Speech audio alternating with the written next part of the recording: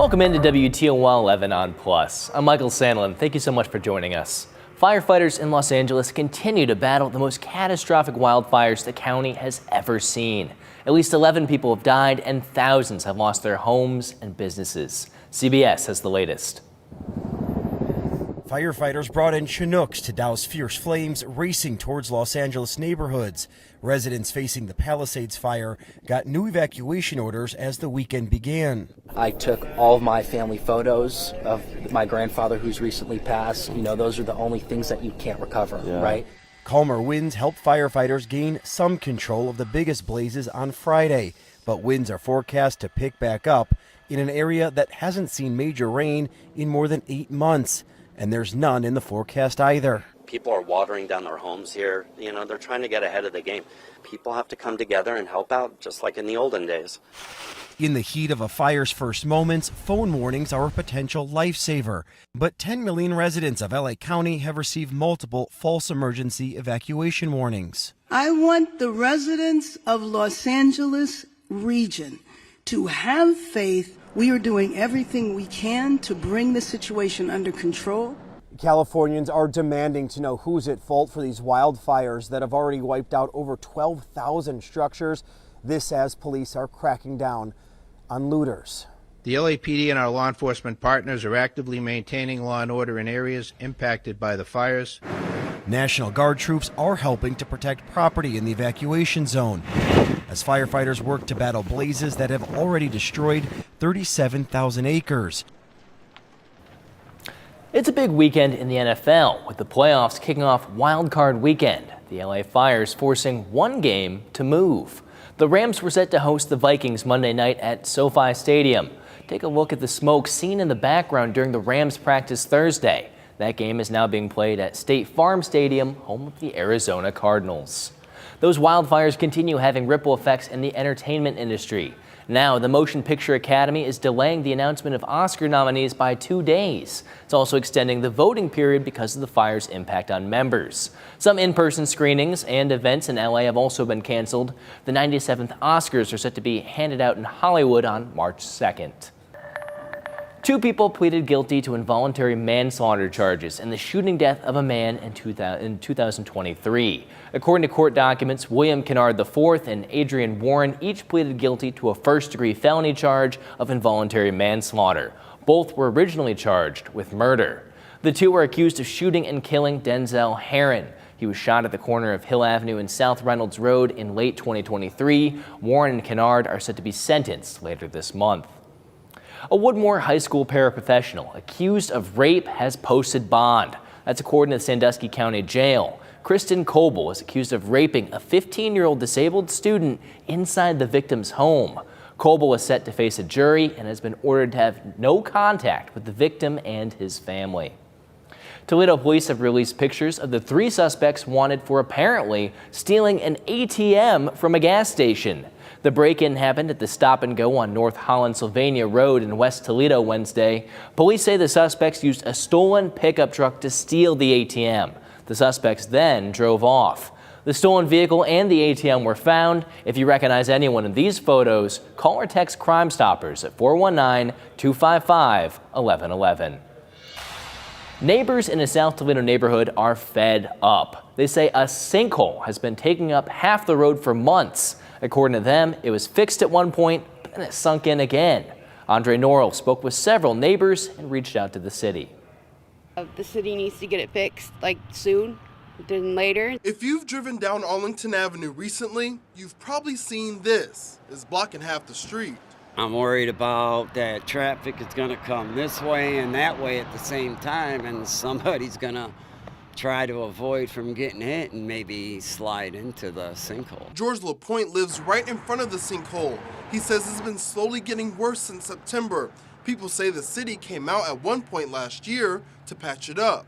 After a while, it just started to sink in again. And he says there's another section that's starting to sink in too. Melissa Stevens says her car almost fell into it and her son had to save it. He seen my tire like sinking in. So he hurried up and moved my car, and he had to do it gently because, it was going in. It wasn't a pretty sight. And I just bought that car. We reached out to the city about this. In a statement, a city spokesperson said, quote, "We are doing what we can to keep the road safe and operational for now, but we will begin construction this year to replace the water line underneath the road. That is the source of the reoccurring problems." For neighbors we spoke to, they like to see a smoother street sooner. You got kids going to and from school now. It's a big safety concern. I'm just waiting for the city and the contractors, whoever, to start fixing it and get it done. Now, the city's spokesperson also said following the utility work, the city will fully reconstruct Arlington Avenue between Detroit and Spencer, but that won't happen until 2026. State Representative Josh Williams held a ceremonial swearing-in surrounded by family and friends last night. Williams is beginning his second term in office, now serving as Majority Whip. This makes Williams the first black Majority Whip in Ohio's legislature. I'm going to work my tail off like I did in the last General Assembly to bring substantial changes and reform to our body and to our state.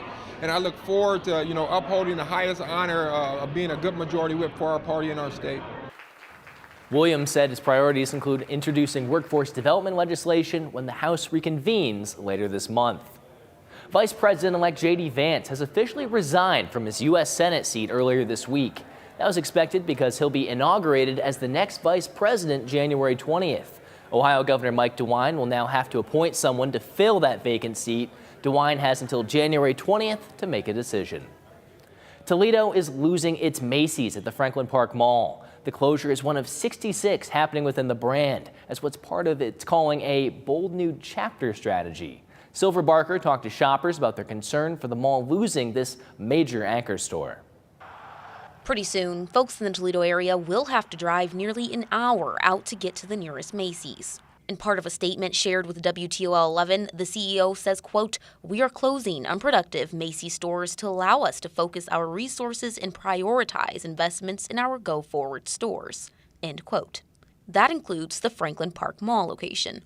Some people say they're not shocked to see a big store leave. Well, due to the fact that they have all the drama going over here at the mall, it might be a good move for them, truthfully. It's sad, but hey, the kids, they're just making it bad for everybody, Chris Brown, who lives nearby, says he avoids the mall as he feels it's no longer safe with recent incidents, including the shooting happening less than 2 months ago. Trouble and stuff that come out here, yeah, they're moving out to Levis Commons and stuff like that. That's what they're going to do. They're going to move from out here and go out there. Matthew Johnson, a person who lives just down the road, says he comes to the mall quite often and still has hopes. Well, I hope it's just replaced by something bigger and better. I have big hopes for that mall. I go there often, and it would be a shame to see anything happen to it for sure. A professor from the University of Toledo sent a report to WTOL 11 explaining that anchor stores like Macys are crucial for bringing people to the mall. However, they are increasingly under pressure due to factors like supply chain disruptions, rising costs, and the shift in consumer preferences towards online shopping. You can find a statement from the mall posted on our latest coverage. You can visit our website and click on links mentioned to see it. According to Macys, the closing is expected to take place in the first quarter of this year. The property has already been listed for sale. Sylvania swore in a new mayor earlier this week for the first time in 29 years. Former Mayor Craig Stow called it quits late last year with just 1 year left on his term.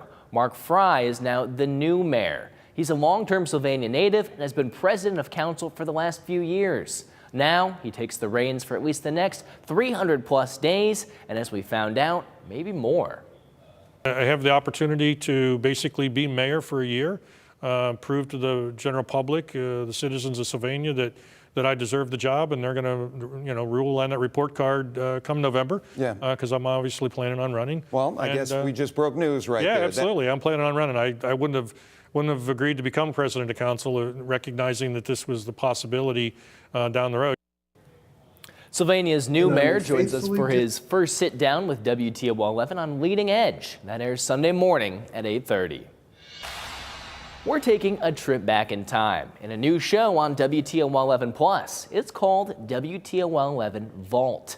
This week, we dug through our archives to find a time when rock and roll was all the buzz in Northwest Ohio.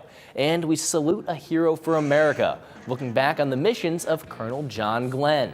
Plus, a special trip to the White House for some local musicians and the message from the president after their performance. It's all online now, only on the WTOL 11 Plus app, which is free on Roku, your Amazon Fire Stick, and Apple TV. Want to see more breakdowns of our viral trends and 60-second stories? Check out our WTOL 11 social media pages on YouTube, TikTok, and Facebook. Now here's John with a look at the forecast. John? After our first decent snowfall of the season, there is the chance for a couple more snow showers to cap off the weekend. These snow showers will be coming in late in the day Sunday. Any additional accumulation is going to be very light and minor, so if you already shoveled or snowblowed off the driveway, this one will likely take care of itself with very minor accumulations, although a few slick spots can't be ruled out on those roadways, mainly during the afternoon and early evening hours Sunday. Temperature-wise, fairly mild feeling. We were above freezing today, dropping down near freezing to the upper 20s into your Saturday evening, with those temperatures dropping after dark. So where is our next storm system coming from? Well, there's no weather alerts, with a much quieter setting across the Great Lakes region after that winter storm struck a number of states in the Midwest and the southern United States. I'm watching a cold front off to the west and northwest of us and an area of low pressure up near Minneapolis. That one's going to bring us some late day snow that'll be moving through the region mainly during the afternoon and evening time frame on Sunday. Starting off the day, it's going to be a little more overcast and cloudy, so if you enjoyed the sunshine today, don't get too used to it. It's not expected to be overly bright tomorrow. You'll notice that cold front going to be over Lake Michigan during the morning between Chicago and Champaign, and those snow showers going to come working into northwest Ohio and lower Michigan by the mid-afternoon. About 3 o'clock p.m. going to start to see some light snow. Temperatures are expected to be near to above freezing, so I do think the majority of the roadways are going to be just fine, but never hurts to use caution when it is snowing during January. Cloudy skies throughout the evening with a couple lingering snow flurries, and heading into the start of the work week, we do have mostly cloudy skies and a breezy feel on deck for your Monday. So how much snow is expected? Latest data shows just about a coating of snow at most, only a few tenths of an inch. You will notice up towards Hillsdale could see just a little bit more in terms of snowfall, and that is likely due to the influence of Lake Michigan and seeing a few lake-enhanced snow showers on the backside of that cold front coming in off of the lake. Snowfall is still well below schedule for the year, even with Friday evening snowfall, at least at the Toledo Express Airport, less than 4 inches of seasonal snow, although I do understand many areas in northern Ohio and southern Michigan have quite a bit more snow than that reflects. We are normally at about a foot through this time of year, as January is our snowiest month of the year, and we're now 8.6 below average, so significantly below normal snowfall, and it is very unlikely that we're going to be making up that deficit anytime soon.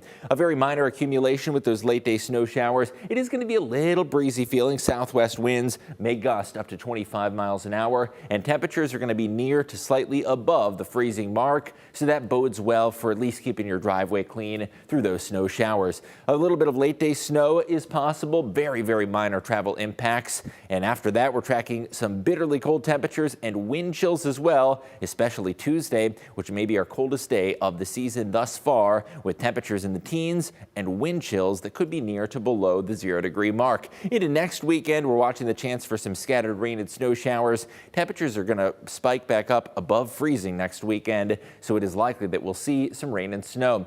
Temperatures Tuesday, they're going to be the coldest of the season, with highs around 17 and bitterly cold wind chills also expected. I want to give you a heads up that feels like the bus stop is going to be near to even below 0. You're seeing lots of negatives there on the hour-by-hour forecast, looking like the coldest one of the season so far. We've only dipped down into the single digits once this month, and it's likely that we will do the same again. The long-range outlook remains colder than average. Blue color indicates chilly conditions.